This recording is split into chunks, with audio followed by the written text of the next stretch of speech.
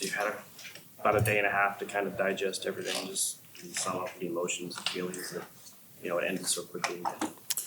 Yeah, I mean, it sucks. Obviously, going into the year or coming into the playoffs, it, wasn't, we didn't want to lose, obviously, in the first round. And,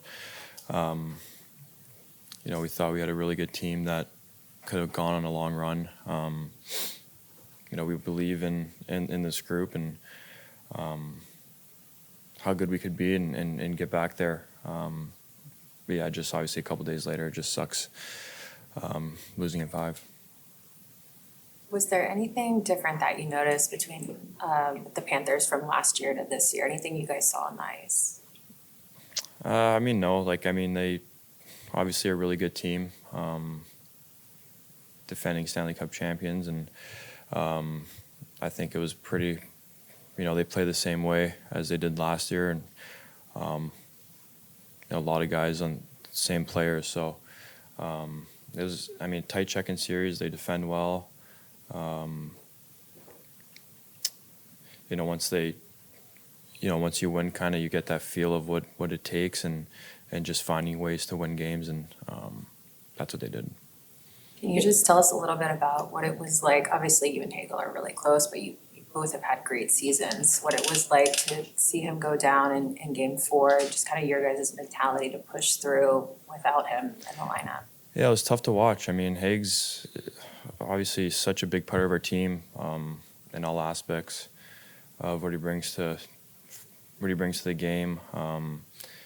It sucked obviously watching him go down, and Hague's he's a tough guy, and he will play through anything. But obviously, when you see him go down like that, it's tough to see, and obviously we knew he was in some kind of pain, and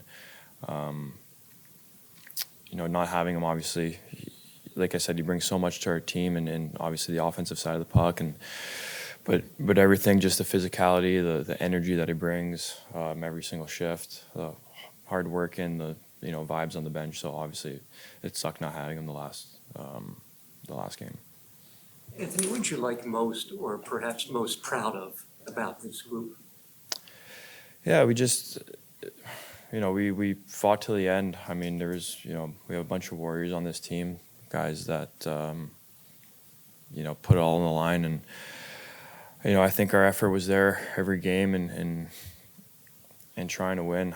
Like I said, obviously they're a good team. It was 2 good teams going at it. And just, I think, just that fight till the end. We never kind of got down on ourselves. We just tried to keep playing, and but in the end, obviously, it wasn't good enough.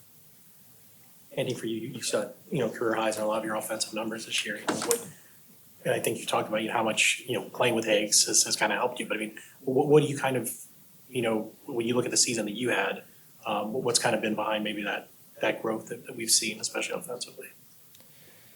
Yeah, just obviously finding that chemistry with Higgs, I think, was huge. Played with him for a couple of years now, so I think just keep building each year. I think just maybe coming in early too, beginning of the year, working with Cooch a little bit, just trying to work on my game, on just if it's working on my shot, or doing a lot of video and stuff with some of the coaches of trying to be in better spots in the offensive zone, making better reads.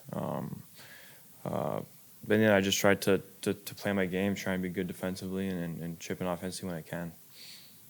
And you mentioned working with Cooch a little bit this offseason. Was there one part of your game that you really attribute to that, spending time with him? I wouldn't say one part, just overall, just the drills that he does, just kind of working on your edges, working on your hands, and picking up pucks, and all the kind of little things that help throughout the game that could turn into big things where you can make a play now. And I wouldn't say it's anything specific, but just going through his drills, I think for I think a month I was here before the season started, and just going through those motions, and I think helped a little bit just with maybe the offensive touch side of it. I know it's never an excuse, but Julian just kind of laid out all the number of injuries that you guys were dealing with, even just from post-game 1. How does that affect, the way that you can play and maybe not be able to play to your top level?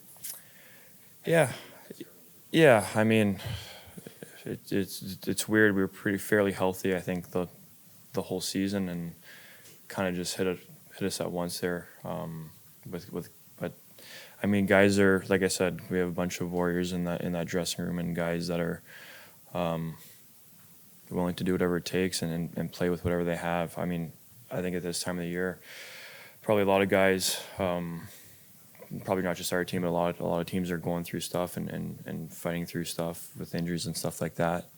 But I mean, that's not an excuse. You know, it obviously hurts a little bit, and you're not at your best when you're dealing with stuff like that. But you know, I'm proud of the guys, because some of those guys in there were dealing with some pretty heavy stuff, and they were able to go out there and play and help the team in any way.